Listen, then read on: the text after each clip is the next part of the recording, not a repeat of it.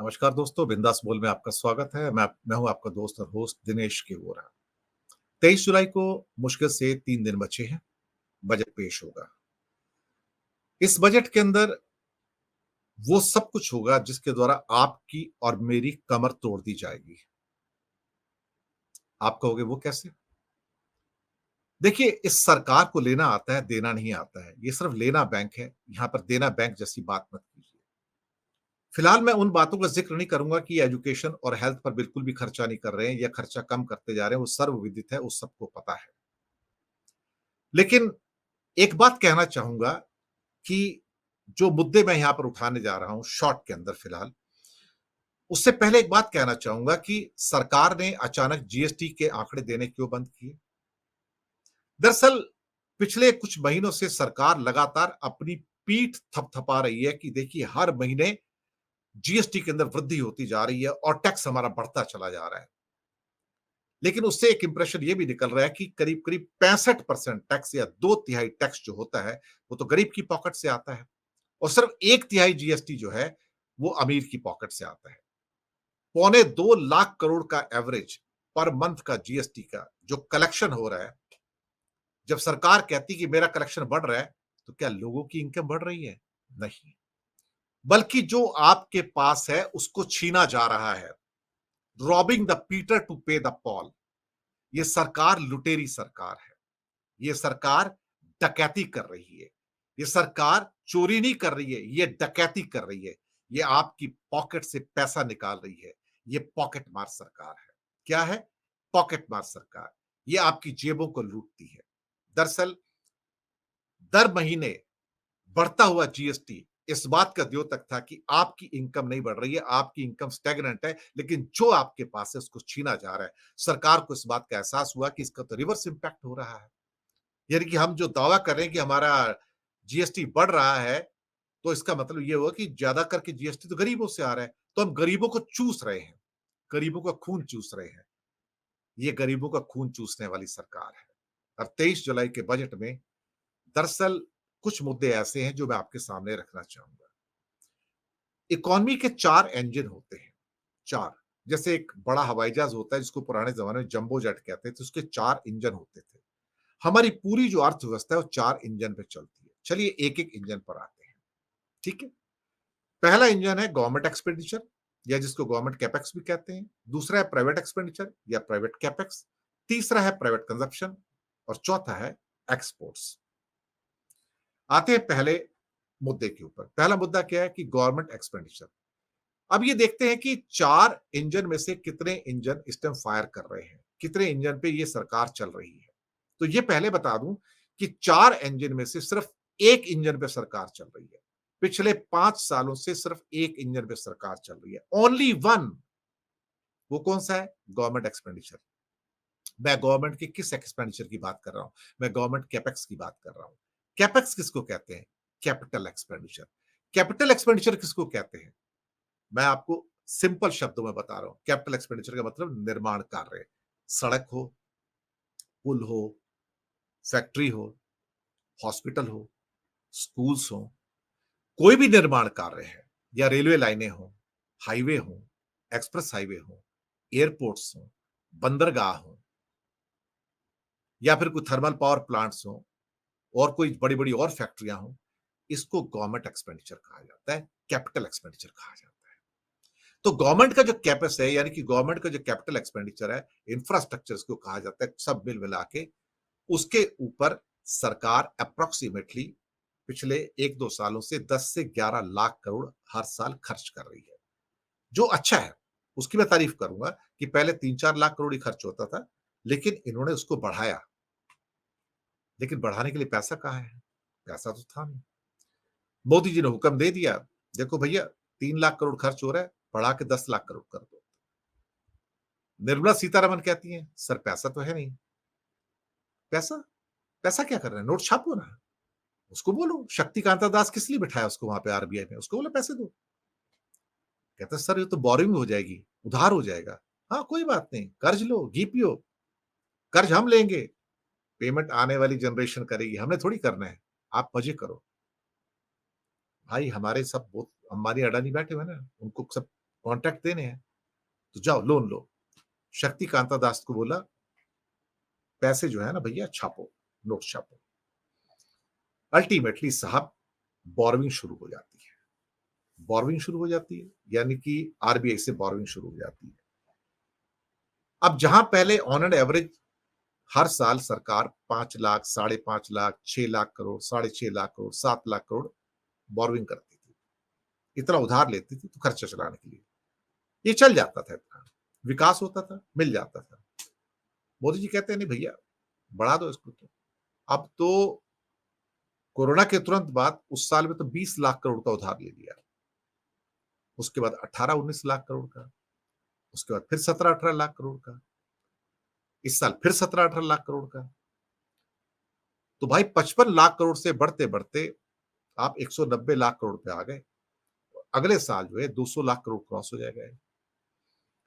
जितना हमने 60 सालों के अंदर या 65 सालों में लोन लिया, सारी सरकारों ने, उससे तिगना लोन, एक किस्म से 3 गुना लोन मोदी जी ने 10 सालों में ले लिया। कर्ज लो, घी पियो। खर्चा कर रहे हैं भाई साहब, जम के खर्चा कर रहे हैं। हो गया, जाने दो। एक ही इंजन पे सरकार काम कर रही है, गवर्नमेंट एक्सपेंडिचर। निर्माण करो, निर्माण करो, निर्माण करो। स्कूल स्कूल के लिए, टीचर के लिए पैसे हों ना हो, बच्चे भूखे मरते हो, मरे, कोई बात नहीं, सड़क बना दो बस। चलो भैया ठीक है। तो ये एक इंजन था जो चल रहा था, प्राइवेट एक्सपेंडिचर या प्राइवेट कैपेक्स। प्राइवेट सेक्टर कहता है भाई मैं फैक्ट्री क्यों लगाऊं यार, मुझे जरूरत क्या है। जो अभी जो फैक्ट्री है वो 60% पे चल रही है, मैं 100% का माल बना सकता हूं, मैं नहीं बना सकता, खरीदार नहीं है। खरीदार क्यों नहीं है? अगर खरीदार नहीं होगा तो प्राइवेट कंपनियां इन्वेस्ट क्यों करेंगी, जो अपनी फैक्ट्री को बड़ा करेंगी। अगर सपोज करो 100 बिस्किट की फैक्ट्री है और कोई कहे नहीं यार 125 बिस्किट की फैक्ट्री बना ले अब तू, भाई क्यों बनाऊं, मेरी 100 बिस्किट की फैक्ट्री है, अभी मैं 60 बिस्कुट बना रहा हूँ, 60 भी नहीं बिकते, तो मैं 125 को लेके क्या करूंगा, पहले ये जो बाकी 40 बना सकता हूं वो तो बनाऊं। तो प्राइवेट एक्सपेंडिचर पिछले 10 साल से रुका पड़ा है। मोदी जी को कह दिया कि भैया मुझे खर्चा नहीं करना, मैं तो करना नहीं है, लेकिन उसका प्रॉफिट बढ़ रहा है। क्यों प्रॉफिट बढ़ रहा है प्राइवेट कंपनियों का?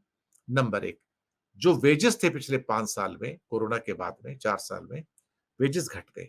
क्यों घट गए? एम्प्लॉइज कम हो गए। जहां पहले 100 एम्प्लॉइज काम करते थे, अब 60 काम करते हैं। तनख्वाहें कम हो गई। तनख्वाह तो कम हुई, उधर से जो चीज आप बनाते थे, जो 10 रुपए की चीज बनती थी, वो आज 20 रुपए की हो गई। यानी कि आपका प्रॉफिट बढ़ गया।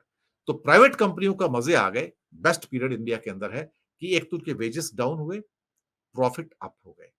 ऊपर से सरकार ने उनको 35% से टैक्स घटा के 22% कर दिया, तो उनकी तो लॉटरी लगी हुई है। मोदी जी ने जितना फेवर इन इंडस्ट्रियलिस्ट को किया है, उतना काश भारत की गरीब जनता को कर दिया होता। उसके बावजूद भी ये खर्चा करने को तैयार नहीं है। तो हो सकता है इस बजट में मोदी जी कहेंगे भाई तुमको बहुत कंसेशन दे दिया, अब थोड़ा बहुत तुम्हारे ऊपर टैक्स बढ़ा रहा हूं मैं, अब देना पड़ेगा तुमको, बहुत मजे कर लिए तुमने।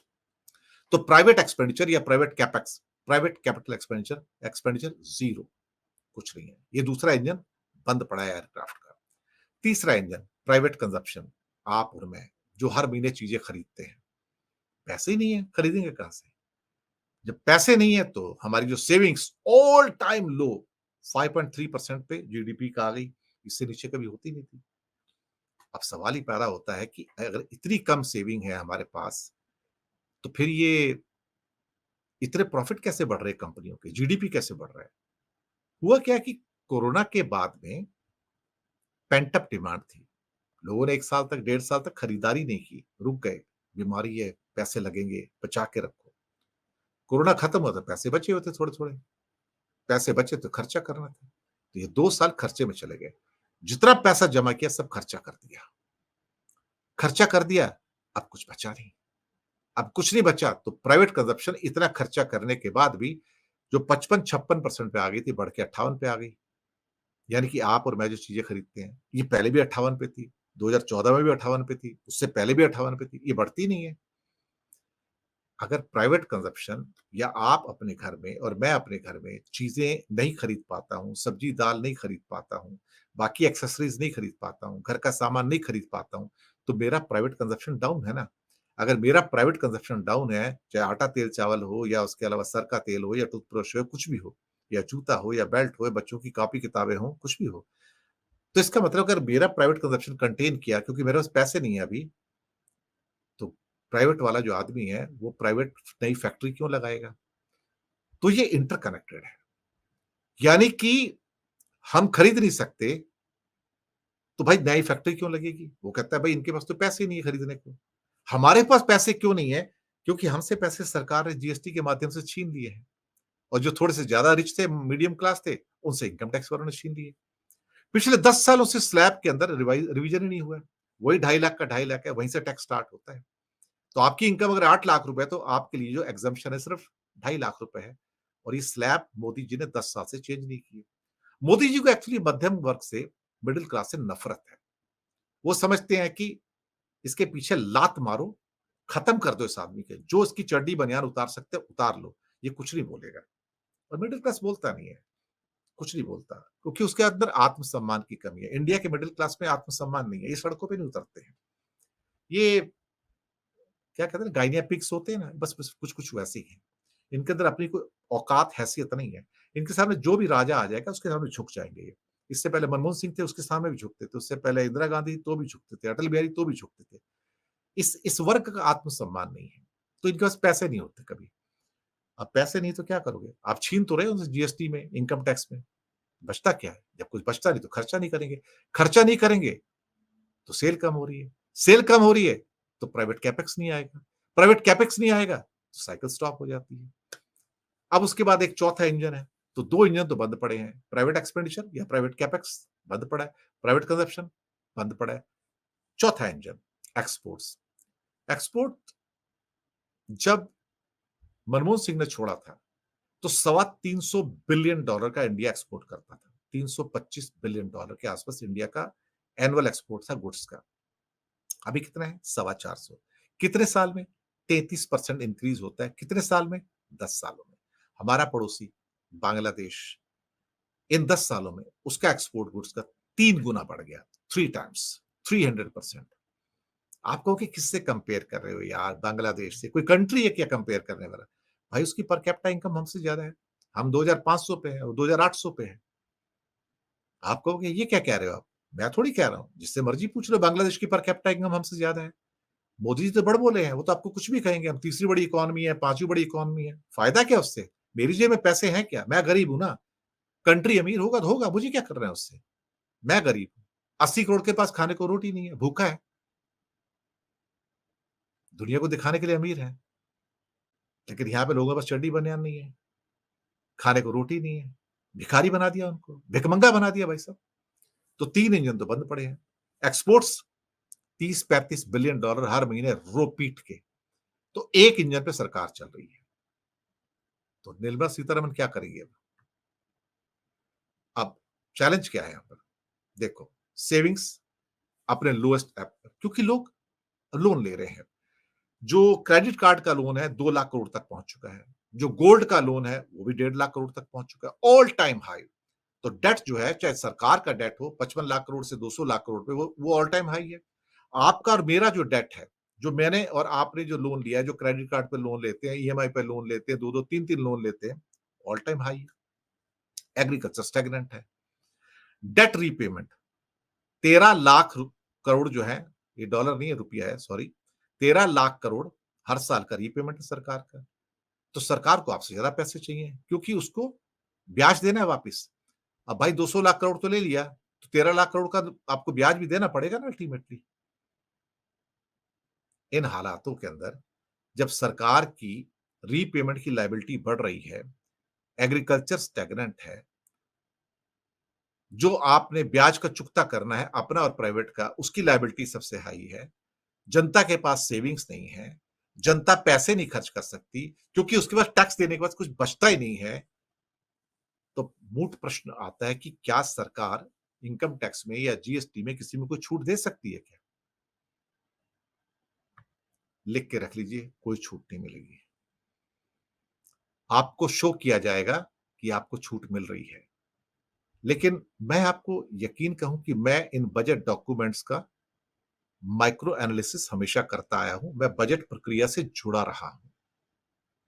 इसलिए जब ये बजट आ जाएगा ना, उसकी अंदर की सारी परतें निकाल के आपके सामने रख दूँगा कि कहाँ-कहाँ आपको ये सरकार ने धोखा दिया है, कहाँ आपकी चड्डी उतार ली और कहाँ आपकी बनियान उतार ली। ये शब्द सुनने में गंदे लगते हैं, लेकिन ये सरकार 10 साल से यही कर रही है।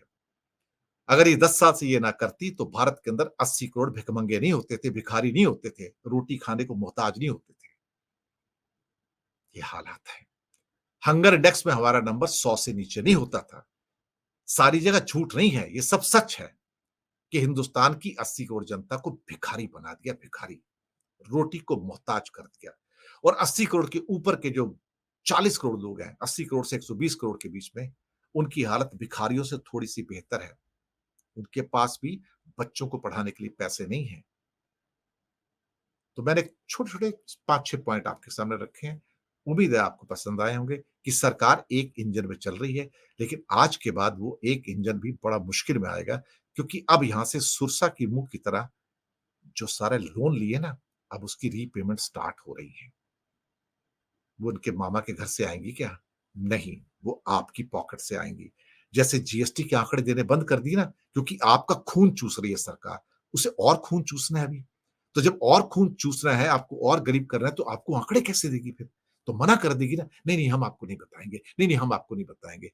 क्योंकि उसका इम्पैक्ट क्या है, उसे पता है कि मैं जो ऊपर का जो वर्ग है, 80 करोड़ से 120 करोड़ का, अब उसकी चड्डी बनियान उतारने का टाइम आ गया है। वो 80 तो उतर गए, अब आप भी तैयार रहिए। अगर आपने 5-7 पैसे जोड़ के रखे हैं ना, ये वो भी निकाल के ले जाएँगे। ये कमर तोड़ने के लिए आ रहे हैं, कमर तोड़ने के लिए। ये पॉकेट मार हैं ये लोग, चोर, उचक्के, लुटेरे, दिन के उजाले में लूटते हैं, रात की चाँद की रोशनी में भी लूटते हैं। ये लूटने के लिए आ रहे हैं 23 जुलाई को, तैयार रहिएगा। धन्यवाद।